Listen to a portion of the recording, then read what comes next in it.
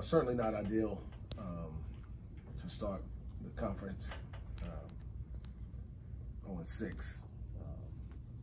So what we got to do is make sure we don't get distracted from the process of getting better, and that process doesn't change based off the results. In fact, you got to believe so much in what you do and who you are that you get more committed to the process that you have in place. And the bottom line is we got to keep working until we find the result that we want. And tonight we came up short again, and lost to a good team. But at some point we got to be able to knock this tree down. But certainly some positives out there, but not enough to really be able to celebrate, because at the end of the day, the results do matter, but they're not the only thing that matter. We got some guys that you can see getting better, but collectively, we just got to have a little bit more force, more urgency, more, particularly on the defensive end. And so that was the story tonight. Was there a big change that you saw when you guys get up 17? What happened for you guys to stop that momentum? Again, without being able to go into a lot of detail, just because there's so much stuff happening between then. It gets close, they take the lead, we take the lead back, and then it's pretty much a back and forth game. So I don't remember what I feel like I talked about at halftime was we stopped moving the ball as well, right there towards the end of the first half, and then allowed them to do what they actually do well, which is get out in transition. It was really the only time that they got out in transition on multiple possessions, and that's kind of how they fuel their offense.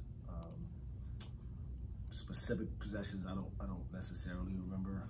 We didn't turn it over a ton, so it's not like they were just running a lot. But I think in that moment is how they kind of kick-started themselves. Didn't hit a field goal the last 5 minutes of the first half, left 5 minutes the second half, obviously in Manhattan. Are the guys playing tight late? Is it something that you can put your finger on of what's happening late in games? So say it again. It was the last 5 minutes of the first half today. And the last 5 minutes of the second half today. Last 5 minutes of the second half today.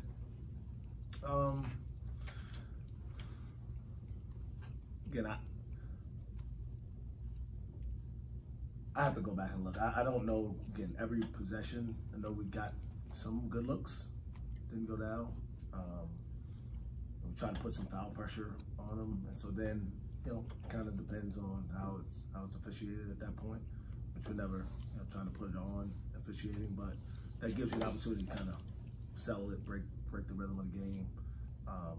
But to go back and look at I have to watch the film to see exactly what we're doing. We're not doing a whole lot different, and the teams aren't really adjusting. I do think that part of it is, again, there's a process of learning how to finish these deals that group for the most part has been through, and our group for the most part hasn't learned how to get it done. When you think of the guys that are on the court at the time, you look out there, and a lot of times Bryce or John Michael are really the only ones who've been through it, certainly at this level. Many of them never been through it as college players at all. So, yeah, we'll keep getting better. I thought our offense was cleaner. We didn't turn over time. We shot a decent percentage, but certainly got to find out where those lulls are coming and why, and be more efficient in them. You got you in the glass today. I think -10 was your worst of the season so far. And how much of that was you guys playing smaller, obviously, and then Brandon gets in foul trouble, just kind of what went into that? Yeah, all those things, right?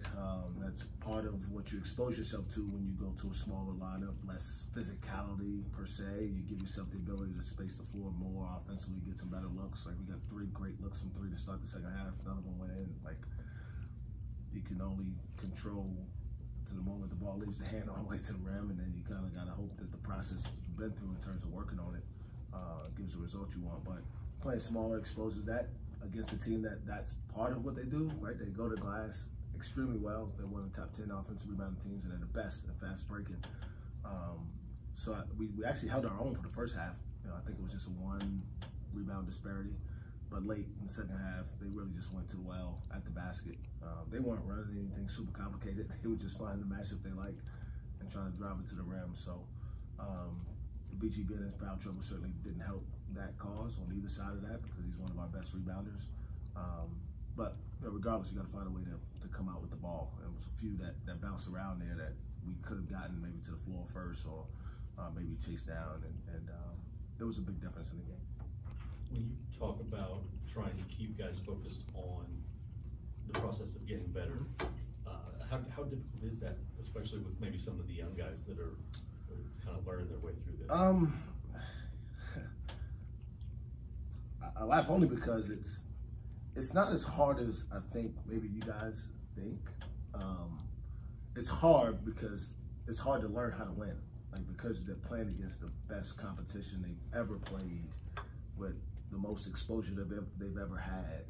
And so a lot of it is just, can they stay focused on the message that's inside the locker room? That's the challenge. Is can they staying focused on the presence? Is a matter of what voices are you allowing to determine how you feel about what's happening. And not that we're telling them all is well being on 6, but we're telling them that from Baylor to Tech, to Iowa State, to Kansas, to K-State, to today, we're getting closer. Close isn't enough. I told those guys, close is actually one of the worst things in the world because ultimately you want to be rewarded for the work, but they're for the most part following the game plan. For the most part, they've been pretty good about being good teammates with one another. And so what you're trying to guard against when we talk about the process is how much of the outside noise infiltrates the locker room. And if it doesn't, you got a chance. If it does, and guys start pointing fingers and start listening to, I should be playing more, coaches running around offense or whatever it is, then that's when it becomes hard. There were a couple of block charge calls in the last minute. Can you share anything? Were you given any sort of explanation about either of those? Or no. And I'll say this, man. I think we have really good officials. I've got to know a lot of these guys. A lot of them we see often. Those dudes do the best they can. They miss some, no question. They're human. I don't think they ever try to miss them. I think they try to get every one of them right, but they're imperfect humans, right? And so you give them the same grace that you ask from a player missing a free throw, having a turnover. But you just the things you can control, right? You got to control them. When you get the chance to go to the free throw line, make the free throw. When you get a chance to block out and come up with a rebound, do that, and then you have less concern about the things that really, are going to go. They probably literally are 50-50 if you look over the numbers. I mean, because that's how close it is a lot of times. Obviously, we don't agree when it doesn't go our way, but I would never blame an official or even hit that. A couple calls in a 40-minute game was the reason the game went one way or the other. Again, I got a lot of respect for those guys. I think they're working hard to try to get them all right, but obviously that's not realistic. Mike, it looked like at some points in the game your whole bench was out there on the court encouraging guys after timeouts and stuff. Is it tough or grinding emotionally to be in a stretch like this? For who? For you and everyone on that bench. I mean, I think it's tough losing if you're a competitor, right? And that's what we all are. That's why we're all here. That's why we do what we do. And so when you're not getting the results that you're working for, there's some frustration. But I think what's encouraging is we're 0-6, but we were 0-5 coming in. Like to see, kind of to his point, like it feels and seems to me like our guys are sticking with each other, sticking with that process, continuing to encourage each other to, just keep chopping wood as we've talked about here, believing in one another and trusting the guys out on the court to get the job done. Again, where it's hard is, if you start listening to everybody tell you how bad you are and why you won't win a game and how you can't get it done, and if you don't do that, then ultimately, in due time, the results will come and our guys will be probably feel more accomplished because of the grind that you got to go through to earn it, to learn it, and to do it. So while, yes, emotion plays a part in this because we're all competitive people and want to win, and These games are close a lot of times, and so you're talking about a few possessions that maybe you can control better. I wouldn't necessarily say it's like that's not the driving force behind anything we're doing. Is it a way at all for players to know, it's like, hey, like, we need to get one of these in, or we want to get one of these, and towards the end it's like, oh, like they can just kind of feel the weight of that? Yeah, there's a psychological element of, right? No question. Until you actually break through that wall, when you get in those situations late, you start to worry or wonder, or maybe even play the hope game. The clock's going to run out, or a call's going to go our way, or and again, what you got to really dial in on is just the fundamentals of the game: passing, catching, cutting, being ready to shoot, knocking your free throws down, and the things that you can control, communicating on defense, being in help, all the things that we work on every day that should kind of be second nature to them at this point of the season, and not get so concerned about what may go wrong, because that's just a miserable way to live, If you constantly focus on the negative and thinking about something bad happening, you don't know. Just, I'm not saying be positive and goofy all the time, but if you work hard, you should have a level of confidence that you can get the job done. When you're an assistant, Last question, guys. Last question. When you're an assistant, you started at 6 in Big 12 play. Is there anything you can draw from that experience, or is this team pretty different? That's a lot different. But there's always things you can draw from past experiences, right? The fact that I lived through it, I know it's possible, and I know we started 0-8 here one year with me as a head coach. So I lived through that, and we didn't. I want to say maybe that was the year the season got shut down at the end, but we found some success, and then kind of got it rolling there.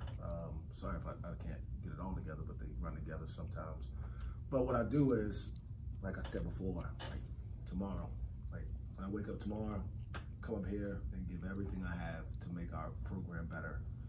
And we'll be off from practice, but on Thursday when we show up for practice, after watching the film, we'll watch what we need to watch and learn from it, and then we're gonna try to have the best practice we've had all year. And if we can do that, then to his question again earlier, we're still doing the things within our control, focusing on the process, and eventually believing that we'll get that wall knocked down, and hopefully we won't allow anybody to put it back up. Thanks, God. We appreciate you. Thanks, guys.